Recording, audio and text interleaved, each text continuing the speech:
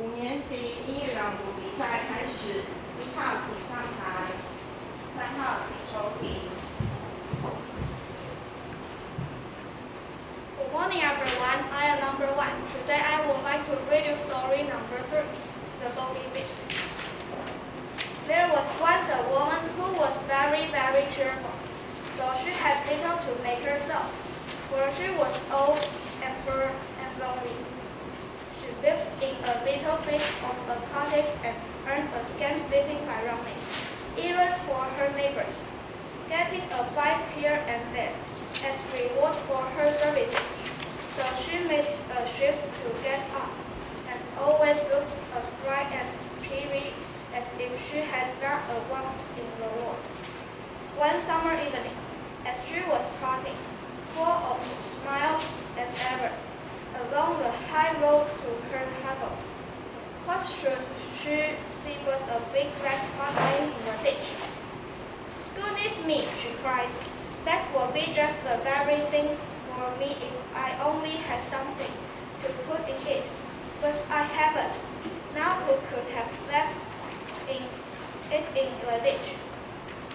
And she looked about her expecting the owner would not be far off, but she could see nobody. "Maybe there is a hole in it," she went up, "and that's why it has been cast away. But it would do fine to put a flower in for my window. So I'll just take it home with me." And with that she lifted in bed and looked inside. "Mercy me," she cried, far amazed.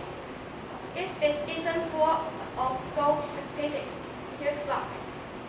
And so it was, brimful of great gold coins. Well, at first she simply stood stock still, wondering if she was standing on her head or her heels. Then she began saying, "Lux, but I do feel rich. I feel always rich." After she had said this many times, she began to wonder how she was to get her treasure home. It was too heavy, was her to carry, and she could see no better way than to tie the end of her shawl to it and drop it behind her like a go-kart. "It will soon be dark," she said to herself, and she trotted along. "So much the better. The neighbors will not see what I bring home. I shall have all the night to myself." Thank you, everyone. 2号请上台，4号请收听。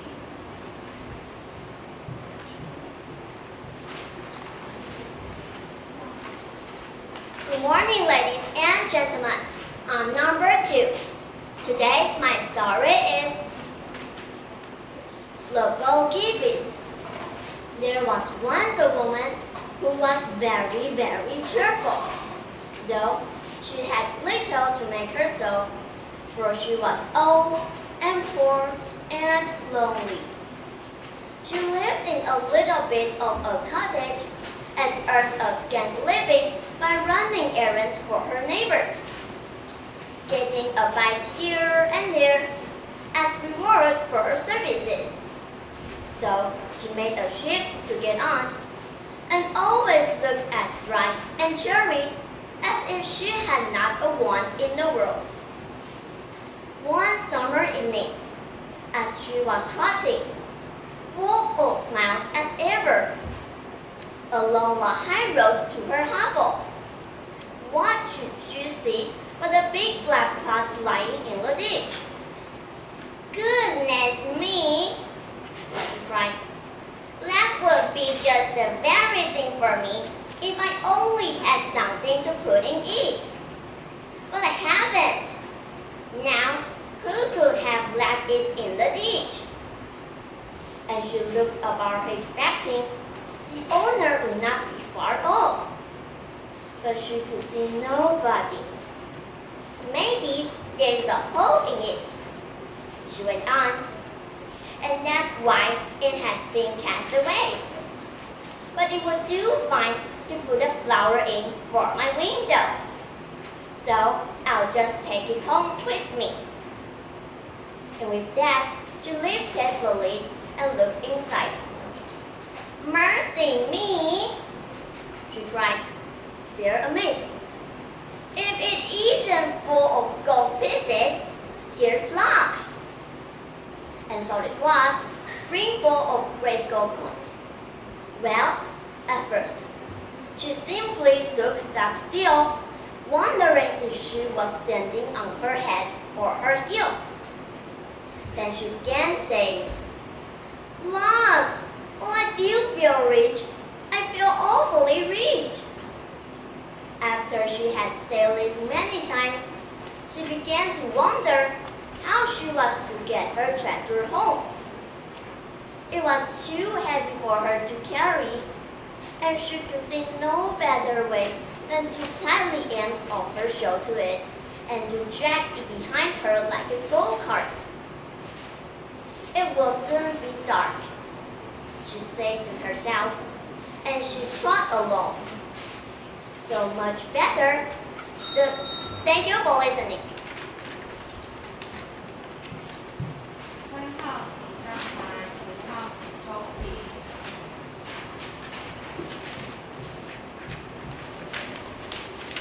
最开始念了。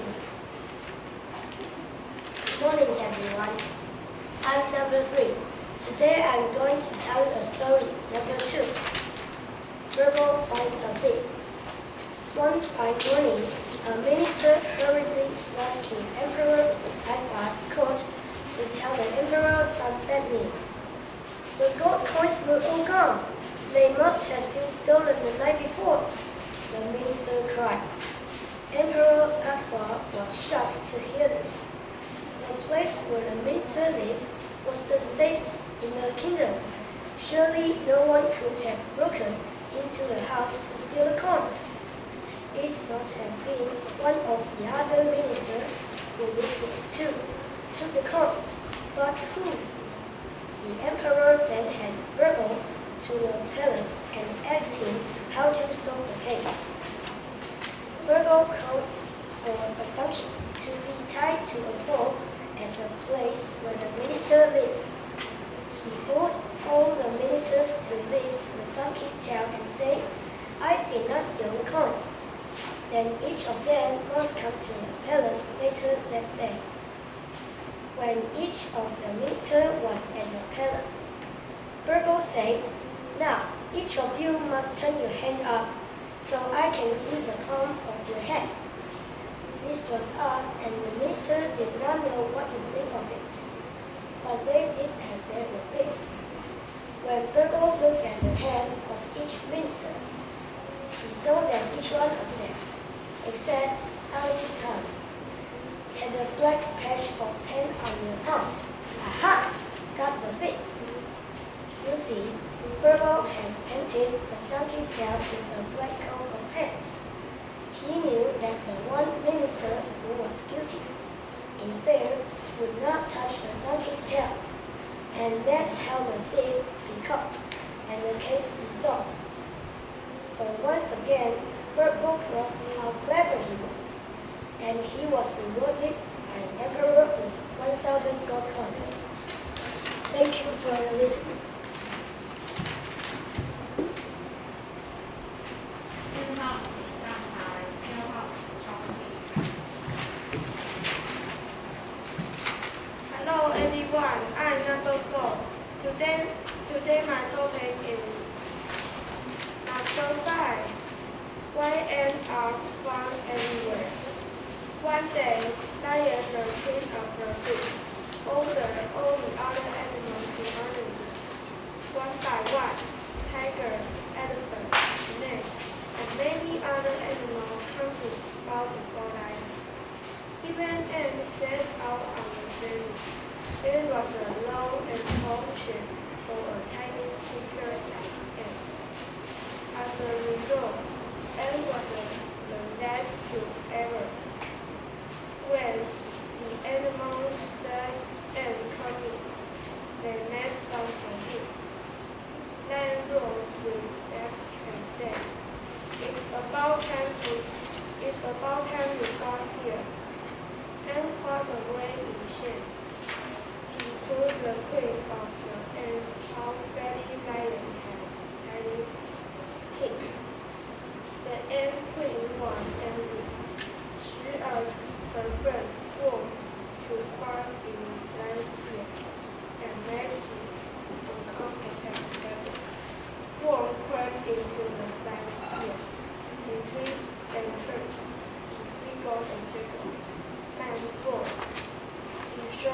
his head back and forth, turned to get warm up.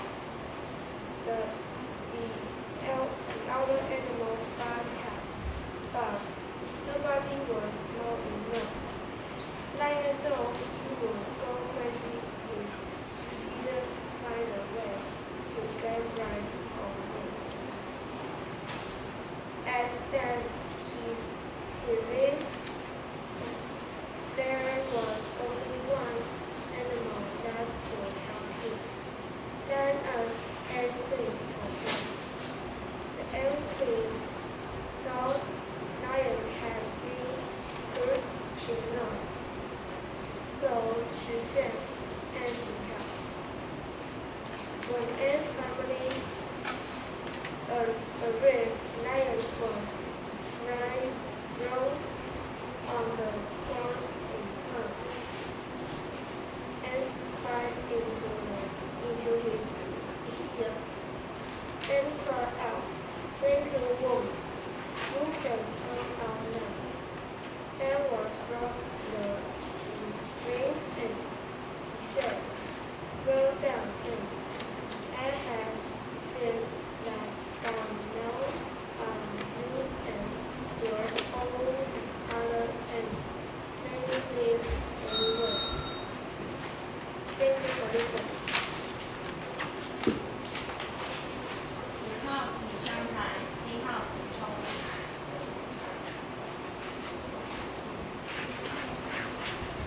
Good morning, everyone. I'm number 5.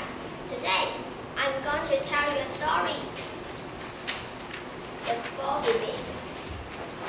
There was once a woman who was very, very cheerful. Though she had little to make her so, for she was old and poor and lonely. She lived in a little bit of a cottage and earned a scant living by running errands for her neighbor, getting a bite here and there as reward for her service. So she made a shift to get on, and always looked as bright and cheery as if she had not won in a war. One summer evening, as she was trotting full of smiles as ever, along the high road to her hovel, what should she see but a big black pot lying in the ditch? "Goodness me," she cried. "That would be just the very thing for me if I only had something to put in it. But I haven't. Now, who could have left it in the ditch?" And she looked about her expecting the owner would not be far off, but she could not see nobody.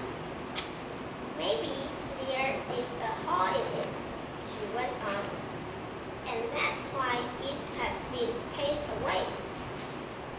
But it would do fine to put a flower in for my window, so I'll just take it home with me." And with that, she lit a lamp and looked inside. "Mercy me," she cried, very amazed. "If it isn't full of a gold piece, here's luck."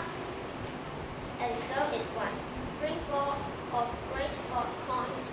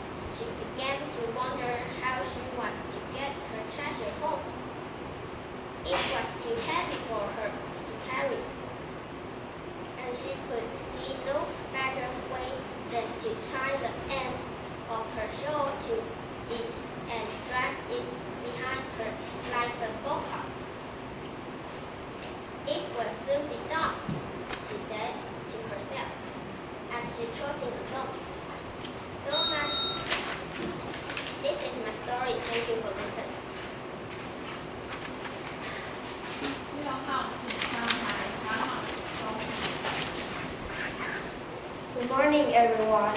I am number 6. Today I am going to read you a story. Number 2. Verbal finds a thief. One fine morning, a minister hurriedly rushed to Emperor Abba's court to tell the emperor some sad news. The gold coins were all gone.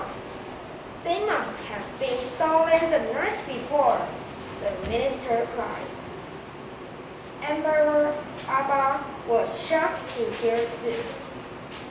The place where the minister lived was the safest in the kingdom. Surely, no one could have broken into the house to steal the coins. It must have been one of the other ministers who lived there who took the coins. But who? The emperor then had Burble to the palace and asked him how to solve the case. Burble called for a donkey to be tied to a pole at the place where the minister lived. He ordered all the ministers to lift the donkey's tail and say, "I did not steal the coins." Then each of them must come to the palace later that day. When each of the ministers was at the palace, Burble said, "Now each of you must turn your hand up so I can see the palm of your hand." This was all, and the minister did not know what to think of it. But they did as they were bid. When Burble looked at the hand of each minister, he saw that each one of them, except a Lincoln, had a black patch of pants on their palm. Aha! Got the thief! You see, Burble had planted the donkey's tail with the black coat of pants. He knew that the one minister who was guilty in fair would not touch the donkey's tail. And that's how the thief be caught and the case be solved. So once again, Burble proved how clever he was. And he was free. This is the end of my story. Thank you, everyone. 7号请上台，9号请收听。 Good morning, everyone. I'm number 7. Today, I would like to read the story number 3, The Bounty Beast. There was once a woman who was very, very cheerful, though she had little to make her so, for she was old and poor, and only she lived in a little bit of a cottage and learned living by running around for her. Life was getting about there and here and there was as road for her service, so she made a ship go get on, and always looked as warmly and cheery as if she has not one in the world.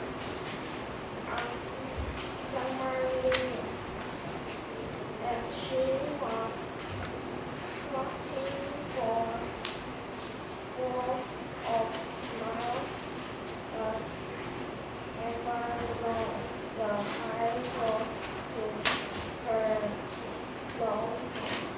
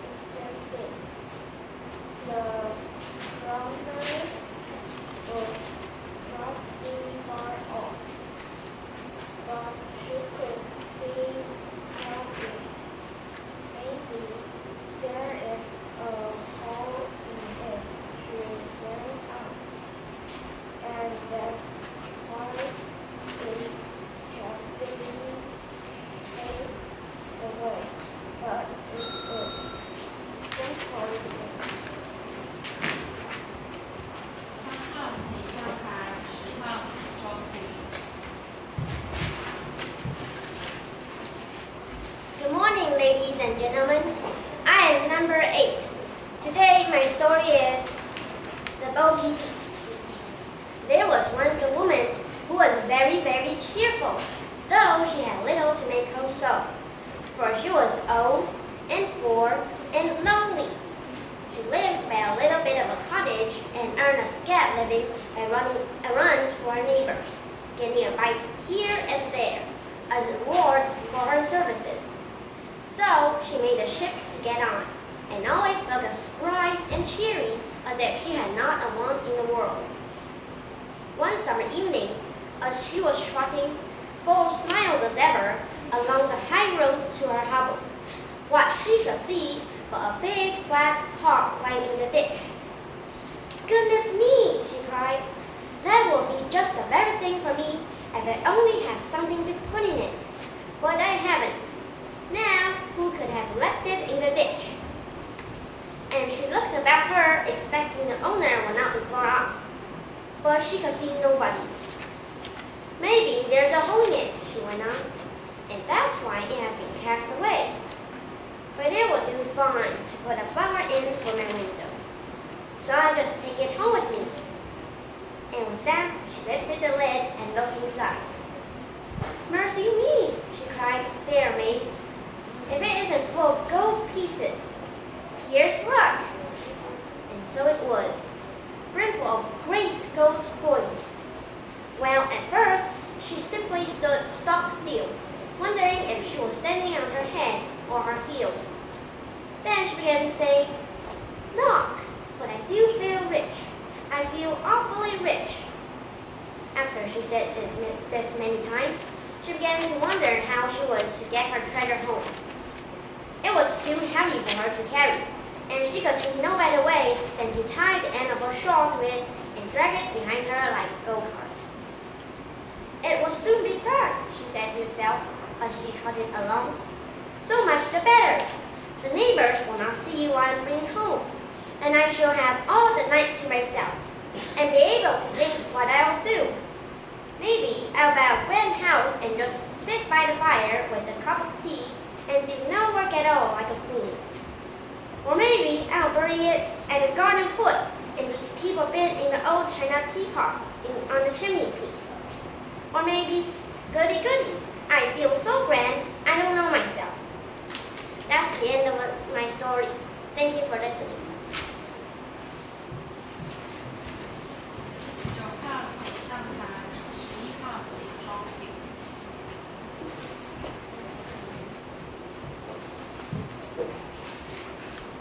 Good morning, ladies and gentlemen.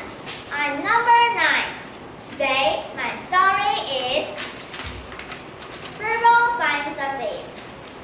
One fine morning, a minister hurriedly streaked to Emperor Arbat's court to tell the emperor some bad news. The gold coins were all gone. They must have been stolen the night before, the minister cried. Emperor Arbat was shocked to hear this. The place where the minister lived was the safest in the kingdom. Surely no one could have broken into the house to steal the coins. It must have been one of the other ministers who lived there too, took the coins. But who? The emperor then had Burble to the palace and asked him how to solve the case.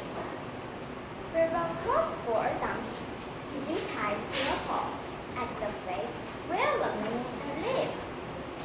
He ordered all the ministers to lift the donkey's tail and say, "I did not steal the coins."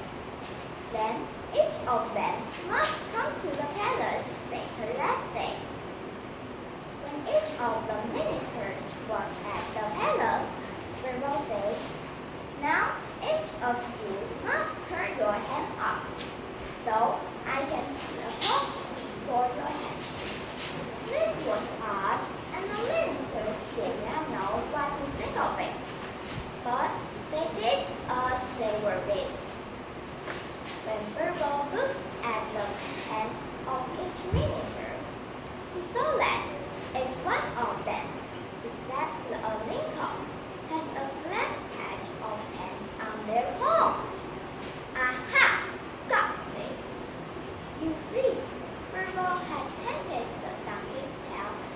the black coat of paint. He knew that the one minister who was guilty in fear would not touch the donkey's tail. And that's how the thief be caught and the case resolved. So once again, Bilbo proved how clever he was, and he was rewarded by the emperor with 1,000 gold coins. Thank you for listening. 10号请上台，12号请抽题。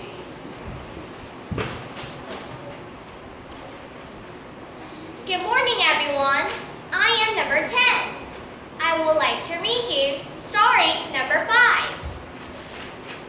Why ants are found everywhere. One day, Lion, the king of the beasts, ordered all the other animals to honor him.